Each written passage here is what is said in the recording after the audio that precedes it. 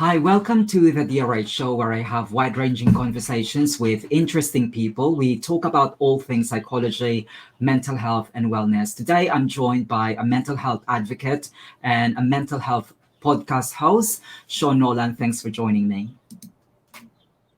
It's great to have you here, Shaun. So let's start off with you telling us your backstory, your trajectory in life, and how you ended up doing what you're doing. But in regards to mental health and mental health advocacy, I've had a lot of mental health awareness through my family and friends for quite a long time.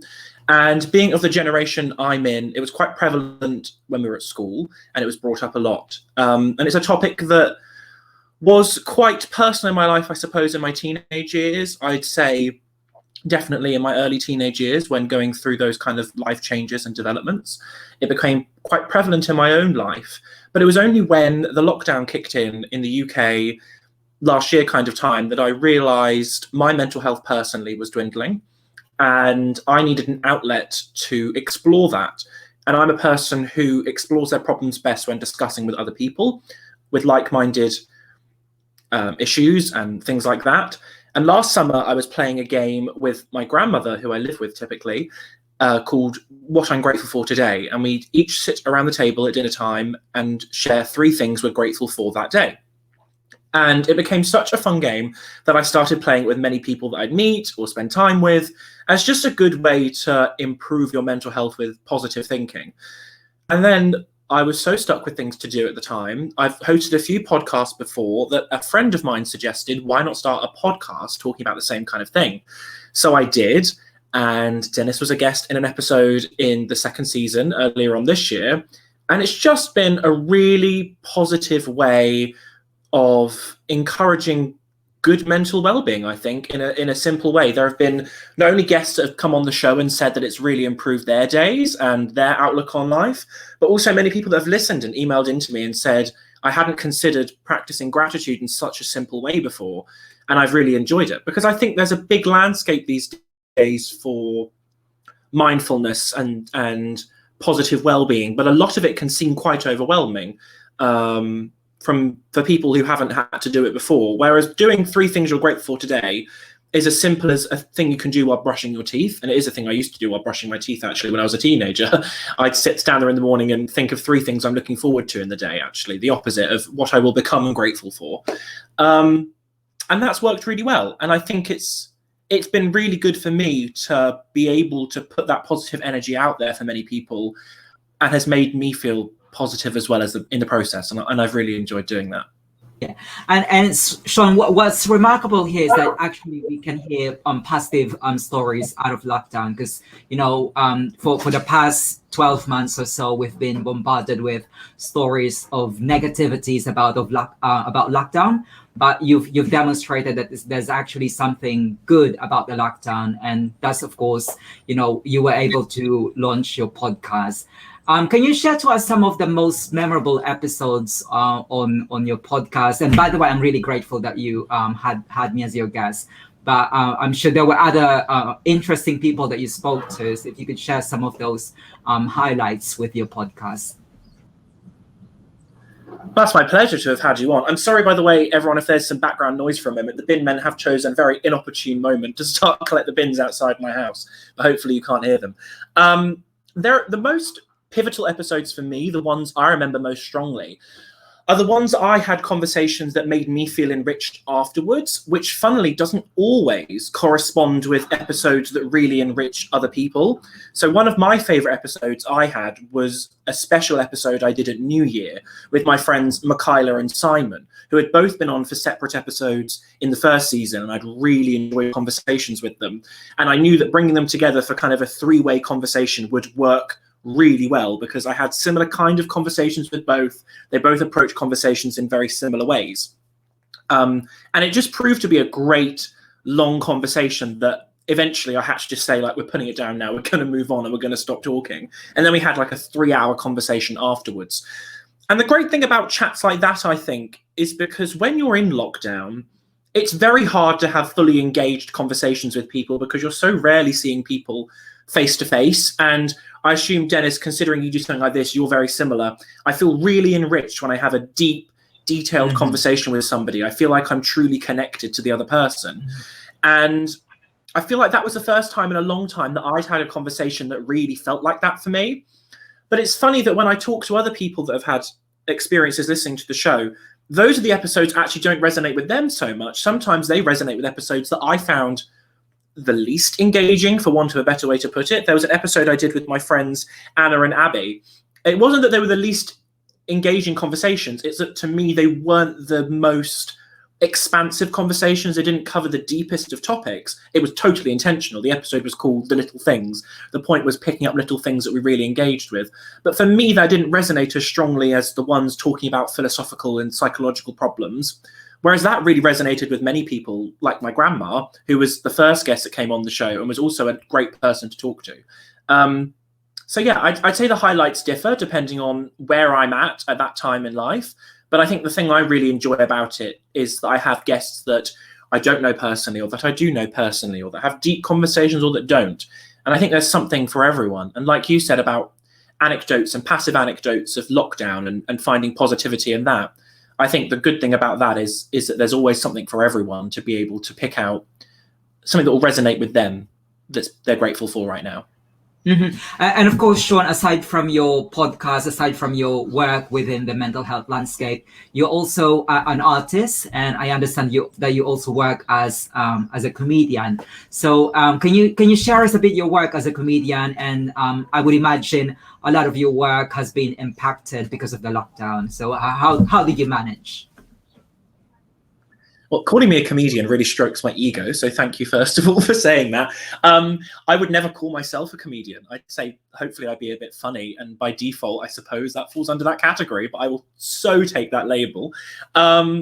Yeah, so I've spent quite a few years now writing, and as you say, artistic work. So I've done a few plays, and done a few web series, and working towards, actually just as the lockdown was starting, was a new play and a new short film and a new web series and things like that. Things were really going to start taking off. And unfortunately, that all got halted, obviously, as a result of the lockdown. That, I'd say, is the thing that's played the hardest on me through the lockdown, especially when you're early on in an artistic and entertainment-based career. It's very much hopping to the next lily pad all the time and moving forward as quickly as possible. When there's a lockdown and everything shuts down, it's very hard to do that. And it's very much a momentum-driven business, that when you have a year off, momentum is lost. And that was really tricky for me, especially when I'd spent such a long time building up to 2020 and all the things I was going to do. It was really hard to lose that and know that I'm going to have to come back to it with fresh eyes. And for the first lockdown, obviously I thought everything was on pause, so I thought it would come back. And it wasn't until September kind of time that I realized it wasn't going to come back. And if I'm going to come back to these bits and bobs, I'm going to have to start afresh. That was hard to deal with. And that was when I think my mental health started to dwindle quite a bit, because I have put a lot of my personal value in those different things. And I'm a person that's always felt enriched and nourished by the applause of others, I suppose, and being in a space that lots of people are enjoying themselves, not only as a spectator of the arts and of entertainment and of the theatre, but also as a creator of it, and being on the stage and watching other people engage with it and really enjoy what you're doing. And obviously, when you're trying to do funny things, laughter is so important, hearing laughter. And one thing I've realized when watching streamed entertainment and stuff, you can't hear other people laughing. I did a big charity event. I do a big charity event every year. And last year I did one for Acting for Others, which is a charity that does a lot of work with out-of-work actors, which is obviously really important at this time. And at the start of the event, I wrote a 3-minute long monologue, which was obviously packed with jokes and funny things. And it was so difficult to record it when not hearing someone laughing back with you. So not only is it difficult at the time when it's hard to find spaces to entertain and to feel like you're advancing in your work or artistically, it's also really difficult to do it in general because you're not getting the response that you're used to. But now I'd say as time has progressed and we're coming into 2021 and hopefully there's a light at the end of the tunnel, I feel like a really different person. And especially since the start of doing my podcast, which I'd never realized when starting it how pivotal it would be to my life, I feel like a different person. And especially when you're doing artistic and comedic work, it's really important to notice and acknowledge your progression. You always feel a little bit disassociated with what you've done before. For example, I did a really pivotal play in my career called Paper Dolls in 2018, and I performed it again in 2019 with a few new short plays. And I feel not disassociated from that now, but I feel like one step further from it, which is always a great feeling to have. So now I feel like when it all comes back and I can go back to the work I was doing and bring that play back that I was working on and the short film I was working on and stuff, it will be with these new fresh eyes, and it'll feel even more relevant to me and hopefully to other people than it did then. And that's a really exciting feeling for me now. And of course, I just want to hear more about your creative work. So if you could just share to us who are your favorite artists, whether a comedian or anyone performing on the stage. Gosh, that's a really big question. I mean, there are quite a few people who I truly admire, and I think their work is brilliant. And it depends on the field that they're in, because there are a few different... I obviously work through a few different disciplines. So sometimes it's important to me to find artists in each discipline that I really admire and really enjoy. In recent years, there have been quite a few people who do similar things to me that have really inspired what I've gone on to do. So I suppose they're like artistic multi-hyphenates. And they're people like Phoebe Waller-Bridge, Issa Rae, and Donald Glover, three people that have taken grassroots projects they've done and turned them into great, engaging comedic entertainment with many people working on all different sides of the board. But I would say the artists and the work that resonate most with me, especially out of the three of them, is work that feels personal to the artist and feels like they are kind of exercising a mental health and psychological demon within themselves, but that also manages to resonate with so many other people in different ways. I can go and watch the work of any of those three people and not directly relate to it, but totally understand where they're coming from and be able to see why they did what they did. And I think that kind of engagement is what interests and excites me the most. Shaun, I don't have a background with creative work, but I would imagine it's also the same for you. Like your view in life, your perspective in life changed over the years. So I'm just wondering if your attitude towards creative work has changed at different stages of your life. My attitude toward creative work changing in my life, I would say that with maturity comes a very different outlook on what's important to you. And I would say, as my impression of the world has progressed, what I'm looking for in a story and in comedy and in entertainment has also changed. So I would say as a younger person, I was more driven to spectacle and to escapism. I think that was probably what I was intrigued with when I was especially a child. I would say now, as I progress into adulthood, and have progressed into adulthood, the importance to me is exploring the human condition. And I know these kind of things differ for different artists and different people and different purveyors of entertainment, I suppose. But I would say the most important thing to me now is people's stories and how they resonate with me. I think my consumption of entertainment has become much more of a selfish affair. And I'm really intrigued at looking at something and picking apart, how does that resonate with me? And also, in contrast, how does that not resonate with me? And what am I learning about other people's experiences that I can take from it and better myself? I don't know if that's to do with how my whole life feels driven by entertainment and the fact that stories and art are what drive the entirety of my life and what make me happy. So therefore, I look to it for life lessons. But that's definitely how I've matured my artistic taste as time has gone on, I think. I think creative work can really feel like catharsis. So there's lots of times where I've seen work that has directly addressed mental health issues and have helped me understand better where I'm standing at a different point in time. But I would also say that there is mental health benefit in almost any creative work if it resonates with the struggles or plights that you're going through right now. I'd say a recent experience that feels a bit like that was I listened to the audiobook version of Elton John's memoir, which I'd read before but hadn't fully taken in at the time when it first come out. It wasn't quite when I needed it. And I felt like I read through that recently, and it only gave me a lot of perspective on life lessons, but also gave me a lot of perspective on hope and positivity and coming out of struggles. And you wouldn't really expect that out of a celebrity memoir sometimes. I feel like there are a lot of people that read celebrity memoirs and are looking for gossip, whereas you can really approach anything as holding a mental health benefit for you creatively. It could be a film, it could be an article, it could be a book. And I think as long as you are open-minded about finding experiences that match yours and taking lessons from this and learning about it, you'll be able to find some sort of mental health benefit in it. And I think that is, at the crux of it, the importance of art and creative work, 100%. So the next question is, you've been supporting a number of charities. Can you please tell us more about this? Yeah, I can actually. And I really enjoy talking about this because it's something I don't get asked about very much. So I've always had a real vested interest in giving back and charity work. And when I was in sixth form, which was the last year of sixth form for me, would have been, I think, 5 years ago this year now,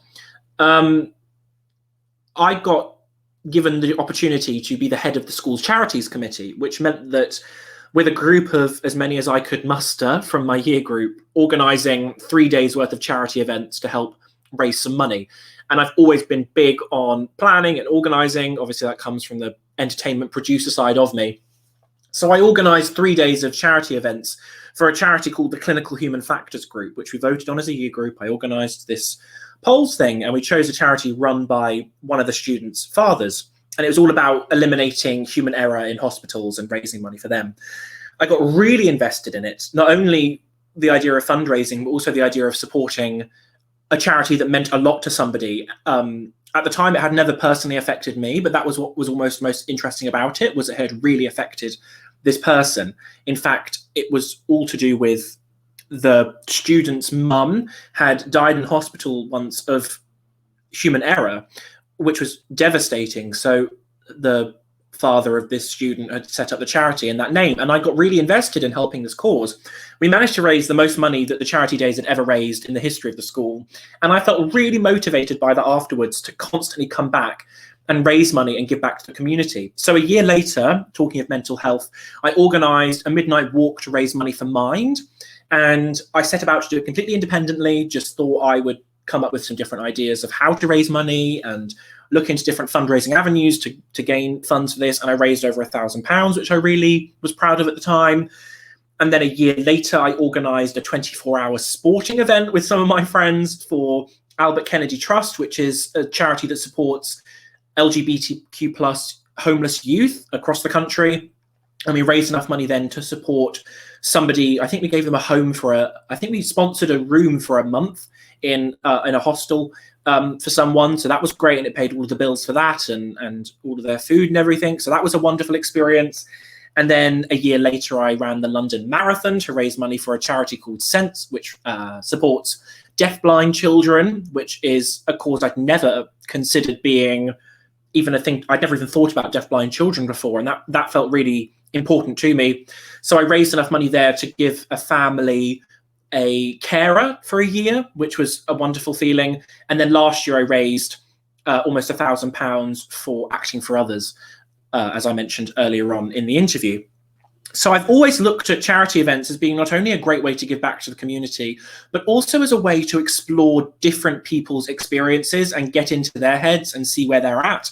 Because not only do I choose a charity and then fundraise for them, I also get really involved with connecting with the charity, community outreach, understanding what they're doing. And as time goes on, I'm going to be focusing much more on that when doing charity work anyway. I always plan a few years in advance of what I want to do next. So this year, the next few years, I know I want to do something to do with period poverty and also something to do with men's mental health. So I'm not quite sure which one will happen this year and which one next year.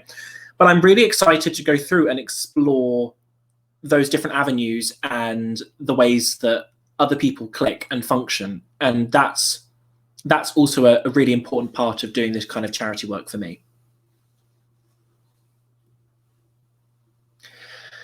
I've also been writing articles for a number of publications not related to mental health. What topics do I normally write about? That's a really good question, because I'm going through a sort of existential crisis when it comes to that anyway in my life. So for many years, I was paid to write about theatre and entertainment for many different magazines and websites and columns. And I still write a couple of them now that I've continued on till this day. And as much as I enjoy doing that, and it's something that I'm really, I suppose, adept at now because I've done it for such a long time, I'm starting to lean into more personal writings. And that initially has come across more serious, I suppose, than I would eventually like to go to being. So I started writing for Medium quite a while ago, which is a website that I'd become very much in love with and I really enjoy. And I wrote a few things on there, one about grief and one about loneliness in recent times. And it's not that I feel disassociated from what I've written there. I've really enjoyed doing it, and I think they're good pieces of writing. I would like to lean eventually more into a comedic angle to do with that, because that's the way that I see the world. And as we were talking before about being funny about things, I like to make light of things sometimes, or see the positives in them. So I'm leaning more towards doing that as time has gone on. But I've also written for other publications about other forms of entertainment or memoir pieces. There was quite a while where I ran an email newsletter called Nolan Letter, which was submitted essays that went out to people via their email inboxes, but also a blog. And that spoke a lot about mental health issues and the way we see ourselves and the sense of self and different philosophical points, which is what really interests me now. So that's the angle I'm hoping to go towards, as I suppose my artistic work goes in the same direction, as I said, exploring the self and what it means to be human, which is what feels prevalent in my life right now. Some of the people who will watch this interview are young people. Any tips for those who want to follow your footsteps of combining creative work and mental health? I would say the most important first step to take is exploring what mental health means to you and your experience in that field. Not only what you can give back, I think that's important, but also your boundaries and what you're willing to share. I personally use creative work as almost like therapy, in that I like talking out my problems, which makes making work about mental health issues really helpful for me, because I essentially write out the problem. I'm talking about it out loud to an invisible them, I suppose, and exercising it. And depending on what you're doing, you can find different ways to explore that. So writing plays, for example, or scripts or anything like that, it feels good for me to break down what I'm exploring in myself right now and put it into different characters. So an example of that is a play that I've been working on for quite a while now, which looks at why are we alive? What are we doing? And does that really matter? And it's something I'd explored before in a short play called The Car Ride, which is actually coming out as an audio play in the next few months. And that was all about the paradox of how I've always been worried about what happens, like, why do I matter? What's important about me? And I think a lot of people struggle with that existentialism, especially at a time now where there's a global health pandemic and everyone's focusing on the importance of their own lives and what's important to them.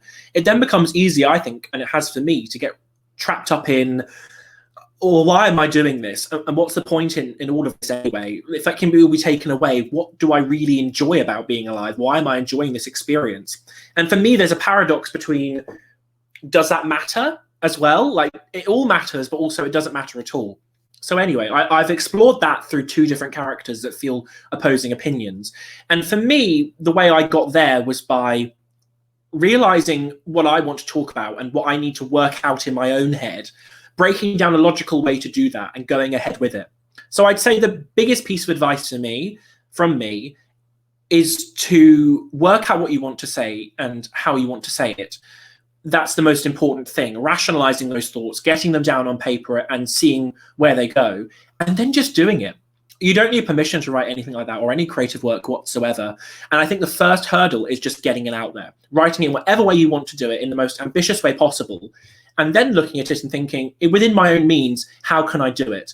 And I can only say, as someone who for many years has just written something and then found a way to do it and found a way to get it out there, there is nothing more motivating and cathartic than getting it out there in whatever way possible, be it filming it and putting it on YouTube or staging it in whatever way possible, that's the best way, I think, to not only better your own mental health, but also to bring an audience to you and to get them going in the conversation as well, because that dialogue is what's really exciting and interesting. Who inspires you, both professionally and personally? Is there a particular individual, a TED Talk, or a piece of writing which has the greatest influence on your work? Oh, that is such a big question. I think I find inspiration in many different places, and some of them really weird places. And for me, it's not necessarily a whole person's speech or TED Talk that resonates with me most. It's sometimes just quotes or pieces of work, or even the ways that people live their lives, that end up inspiring me the most. So when I think about it, one thing that really comes to mind is the artist Grayson Perry. I'm a huge fan of his work and his teachings and what he has to say. And about a year ago, there was something he said about art which really inspired me. And that was something along the lines of, you don't have to be good at art to have permission to do it. You just need to go ahead, do it, and enjoy yourself. Something along those lines. And now I'm creating a documentary actually based around that quote because it's inspired me so strongly. I wouldn't say there's anything else I've picked up necessarily about Grayson Perry that's inspired me, but that quote in particular has really resonated with me over the years. I would say there are some more obvious people that have inspired me, like Brené Brown. I recently rewatched her Netflix special, and that has taught me to see the world in a better way again, and has reminded me of how I want to approach the world as I go into it. But there are also people with very inspiring bodies of work that I find hugely inspirational and interesting. So different musicians, different people that run like social media campaigns that I really like. I mean, really random examples like George Ezra, the singer. I love the way that he has curated his career so far, or the singer Griff, who's coming up right now. I love what she's doing.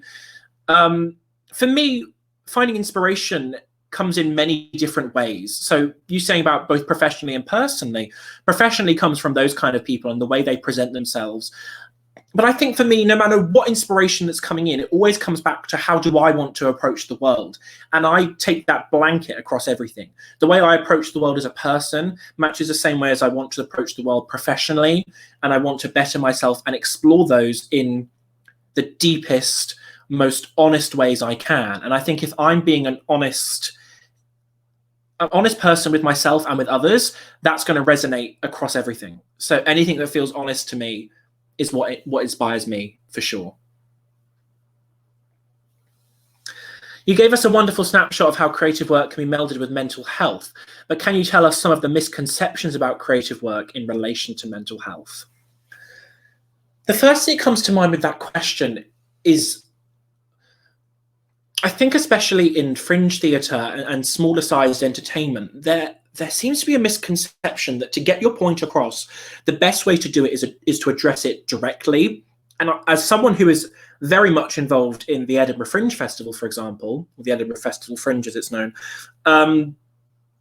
there's always felt to be a need in recent years to directly address the problem. There was a play that I was affiliated with for a week or so and was interested in a while back that was about grief. And when I read the play, it felt so much like a memoir piece on stage that it's really hard then to connect with it as an audience member, because you can so clearly tell that it's coming straight from the author's mouth. And I think that is fine if that's what you want to do. But there has definitely become a trend in recent times of, I want to resonate with an audience. And the best way for me to do that is to tell my story directly and exactly how it happened to me and be so honest to it. And I don't personally think that's the case, which is why in my creative work, anything I've done in the past has not been a direct reflection of my life. The play I did recently at Edinburgh Paper Dolls, for example, that was about a young man who went into Parliament, a young gay man who went into Parliament, or tried to go into Parliament by running as an independent candidate, and was trying to fight gender norms and misconceptions about who he was and sexuality and everything like that to triumph. And ultimately, the realistic nature of this situation was that it didn't work, and it doesn't resonate with people as quickly and as powerfully as he thought it would, because it's so rare that a bolt of lightning strikes and everyone changes their conceptions about somebody. That just doesn't happen. And for me, that's the reality of the situation. But this person, Billy, was not me at all. And there were facets of him that were borrowed from other people that I knew or that I'd experienced in the media. And I put myself into other characters as well and broken down my experience to make it feel more diluted of what I was trying to say. And I really picked on one thing, which was people's misconception of me as a person, both in gender expression and in sexuality expression. And that's what I wanted to focus on. Whereas there are many times, you saying about misconceptions, that people feel like they have to explore every element of the problem they have, and that's going to make it immediately relatable for somebody else. But people are doing themselves a disservice, I think, by trying to put their entire life experience into 90 minutes, into a 90-minute play, or into a 2-hour-long movie. It just doesn't happen. You can't relate as an audience member to somebody's entire life in that short space of time, because you've got to learn shorthands and explain them in those little ways that pick up on people. And also, when you're telling me your entire experience, I feel so much more inclined to have to relate to all of it, to relate at all, that I can't. Whereas if you're giving me little bits that I can pick up on, I can relate to that and I can relate to that. So as a result, I feel for the character, I empathize with them. Whereas if you're giving me a monologue that's an hour long about the grief that you've experienced in your life, and it feels so totally personal, it feels really hard for me to relate to that as an audience member, because I haven't experienced exactly that grief. And you're giving me such a specific and obviously your situation that all I can feel is pity, I suppose, for want of a better phrase. So I'd say that's the number one misconception for people right now that are making creative work, and I suppose are looking out for creative work. It's that, yes, I want to relate to what you're doing, and I want to feel seen in it, and I want to feel like what you're doing is relevant to my story and my experience. But I don't need you to give me Shaun Nolan's exact experience for me to get on board with that. I just need to find things as a human I can see in my life, and I'll pick up on that and move forward with that. That was a very long-winded answer. I do apologize. I get really stuck into those kind of things. You've been doing amazing works, both in creative work and the mental health landscape. What is the most important thing you want people to know about you and the work that you do? What's your core message? When I first started creating work 6 years ago or so, 5-6 years ago, I was so averse at that time with being known as someone who talked about being gay. I found that really difficult for me.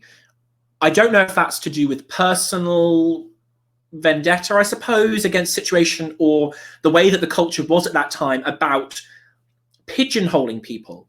But one thing I realized as I started to make creative work was that I could never ignore that. That's my experience of the world. That is important to me. And no matter how accepted many people know gay people to be in this society, there is still a long way to go. I know that from personal experience, and that's something that only people who are minorities, quote unquote, will know, that there are always going to be microaggressions that you want to eliminate. So I know now that in my work, I want to tell stories about gay people.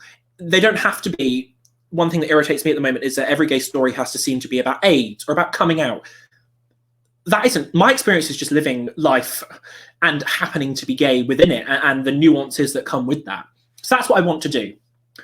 And the one thing I want to get across with what I'm doing creatively and mental health wise, based on being gay, but also in other differences, is that the paradox of we are all different. All of us are different. And the more nuanced and different you are, the better it is. That's a wonderful experience, and that's great. And we should celebrate our differences and be really openly proud of them and talk about them and learn from them. At the same time, we're all the same thing. We're all human beings, and we all experience the world in the same way. And I think the thing going on, talking about mental health work in particular, talking about the podcast, what I'm grateful for today, everyone that comes on that show is so different. I am very different to you, Dennis.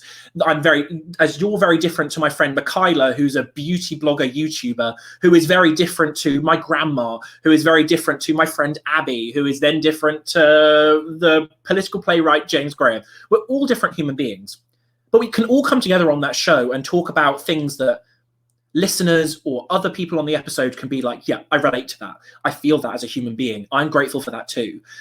And all I want to do is tell people that, like, let's celebrate each other's differences. This is so exciting. But at the same time, it's so easy to celebrate each other's differences because at the very core of it and at the heart of it, we are all human beings. And we all experience life in the same way. As my dad would always say, we all pull our trousers up the same way after getting off the toilet. It's always the same experience that we all have as human beings. And that, to me, is the most important message that I want to get across with everything I do. In relation to sexuality and creative work, have you seen It's a Sin? If so, what do you think about the series? This is like the third time I've done an interview recently and It's a Sin has been brought up because I have a lot to say about it and I'm really excited. Yes, I have seen It's a Sin. I've actually watched it multiple times. And I've actually got quite a good story to come along with it. So I've been a lifelong Russell T Davies fan. He's the person who wrote and created It's a Sin.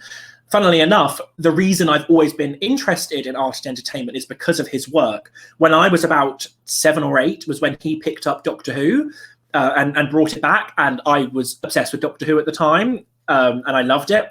And the thing that excited me most was the way the stories were structured. And I got really interested in scripts. And I remember being about 10 years old and getting my dad to take out exercise books. This was a time when free sharing PDFs online was not as, we still had dial-up internet at the time. So it wasn't too prevalent that the internet landscape there is now for writers. But I remember being so excited by the idea of writing my own stories like that. I'd get my dad to sit in front of the telly for me and write out the script of an episode so I could explore it and act out the bits for myself.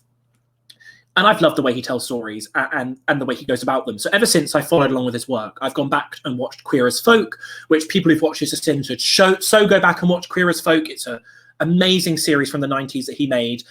Now, obviously, It's a Sin has come out, which is a story, for those who don't know, about the AIDS pandemic. That was the last great pandemic we had in our world. And it came out at such an opportune moment, which was never intended at the time of making it. I love it. I love the show, and I think it's really interesting. There was an amazing play that was on recently called The Inheritance in the West End. I saw it a few times, and the point of the play was saying it was a group of millennials and then a group of much older gay men who had experienced the AIDS pandemic firsthand. And the millennials were saying, why do we always talk about AIDS? I don't understand why we always talk about it. Can we not move on? And I think there was a line in there that spun on about how, like, Black people are so excited, I suppose, to move on from having to always tell stories about slavery. Why are we still talking about this? Like, these negative things happen to minority. They're obviously not comparable, might I add. But talking about how negative things happened in the past, why do we always drudge up the sadness of our experience? There's a TV show called Crazy Ex-Girlfriend that always said the same thing about the main character was a Jew, and she said, why do we have to talk about the Holocaust? Like, why is this always brought up? The great thing that play explored was that because we always have to be teaching people where we've come from, and especially in the gay experience, we always have to know that not only the AIDS pandemic attacked us, but also the media and the people around us really attacked us. So when It's a Sin came out, I was ready for an AIDS story that really addressed to the public what happened here. And when I watched it, at the same time, loads of people I knew watched it. And I knew the importance of that show when everyone I knew was texting me and saying, gosh, I didn't know this. And not only about the AIDS experience, but about other things the show explored. I remember a really pivotal scene in that show where Richie, the main character, goes to get a mortgage with his friend Jill.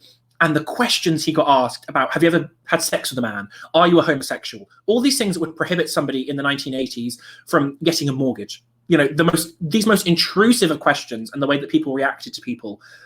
I think the show is so important in teaching everybody now what gay people have gone through and what they still go through now, and starting those conversations is what's exciting. The fact that people I know that have never really discussed sexuality with me, us having a dialogue about the experience that LGBTQ plus people go through now, especially gay men, which is what the show focuses on, and obviously I am, that was so important to me. I actually watched it again recently with my boyfriend because he had never really learned much about the gay experience in the past, in the history. So we watched it so he could learn more about it. And that, for me, was what really solidified it as being an amazing show, because we could sit then and talk about it and really explore our outlook on the world as a couple, how people see us, how people see him as a young gay man. Those conversations are what the show was really important. So as much as I think when you relate really wholeheartedly to an issue that's being explored in a show, you know, being a gay man and the plights of that, I relate wholeheartedly to that. It's so much easier for you to pick it apart and see issues. For me, it's not a show that needs picking apart, because the job has been done. The public are exploring very openly the issues that us gay men have gone through in the past, and I think that's wonderful. How do I relax? What does de-stressing look like? Gosh, I mean, at a time like now, de-stressing is not an easy thing to do. Really not an easy thing to do. How do I relax? It's funny, actually. I got asked this recently by someone I work with, because she's doing a management course, and she was asking, when do you get stressed out when we're working, and how do you relax? And this is such a hard question for me to answer, because when you want to work in entertainment, or maybe just because I have an inability to relax a lot of the time, watching television, for example, feels like homework, because you're exploring. I'm always looking at it and picking apart, how does the story work and what resonates with me. It's really hard to turn that part of your brain off. How do I relax? Laughing with friends.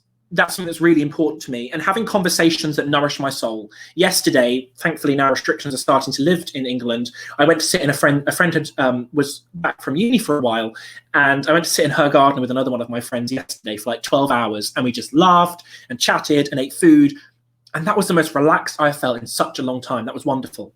But on a personal level, baths, big fan of baths, huge advocate. I really enjoy them, and I talked about this in my podcast, actually. One way I really enjoy making baths fun, which, if anyone can, is having different kinds of baths every week. So Monday is bubble bath night, Wednesday is bath salts night, and Friday is bath oils night. And my boyfriend has contributed different things to use in the bath, like different salts for me and things. So it feels like a really thrilling experience. I think for me, it's just time to take a pause, because the world can move so quickly. And even at times like now where it's not moving quickly, my mind can move really quickly. My mind's so used to a quick-paced life that anything that allows me to take a moment to breathe and relax and just take a moment out is what really distresses me right now. In another life, what do you think you would be doing if you didn't work as an artist and a mental health advocate? Wow. I have like a million answers. The wonderful thing about doing creative work, and I hope as my career goes on, is that you can explore all those jobs, especially when you're acting and writing. I can pretend to be those jobs. One thing I think I would have loved to have done is political work, which I suppose goes along with advocacy. And that isn't to say I won't do it at some point in my life, because there are many artists. I mean, Glenda Jackson won 2 Oscars and then went to be a member of parliament for 25 years, for example. There's no saying I wouldn't go on to do that in my life, 100%. But that's why I wrote the play Paper Dolls, about someone who wants to become a member of parliament, because I've always been very interested in politics, and that would be something I'd love to do. But I would say, in all honesty, if I could do absolutely anything in another life, and if I had been born with the motivation to want to do that instead of creative work, I'd want to be an astronaut. I've always loved the idea of being an astronaut. I think it sounds brilliant fun. Obviously, it's much more complicated than hopping in the moon like it's a bus and going to, hopping in a rocket and going to the moon like it's a bus. But in an ideal world, if everything was easy and fun, and I was smart enough and dedicated enough, being an astronaut, that'd be so much fun. Though I am terrified of those machines that astronauts have to go in to test zero gravity, where they get strapped in and they get like shaken around in a million different ways. So I would also have to ask in the other life that I was not motion sick, because I don't think I'd be able to be an astronaut with my terrible motion sickness that I struggle with now. Finally, what else is in the pipeline? If people wanted to reach out to you, what platforms can they get in touch with you at? So I'm releasing some audio plays soon. One of them being the car ride, it's called, which is the play I was talking about earlier, about the paradox between what does it mean to be alive, why is it important, and the relationship between the two of those, but also other different explorations of what it means to be human. And I'm really excited to be going on to do that soon. I think that's going to be really good fun. But hopefully as lockdown ends, there's a monologue series I've been working on that's coming out, and hopefully when theatres reopen, a new play that really explores some of those themes. So I'm really looking forward to doing that. Also a new series of the podcast, which will be coming in the summer, which I'm really excited about. But if you want to find me on platforms, I'm taking a small social media break for now while the lockdown ends, just to ease myself in. But you can find me on Twitter at ShauniCat, and on Instagram at Shaun Nolan. And from there, you'll be able to find everything else I've been up to and the life I've been living, which has not been too exciting in lockdown. But as the summer rolls in, hopefully there'll be much more to talk about and some great work to share with everybody. Okay. Well, it's been lovely talking to you, Shaun. Unfortunately, I had to, put the questions in the chat box, just so we could, manage this due to connection problems. But it's been a pleasure having you here on the DRH show. I really had an interesting interaction with you, and I look forward to hearing more about your work. Thank you. Thank you very much, Dennis. I really enjoyed it today. Thank you.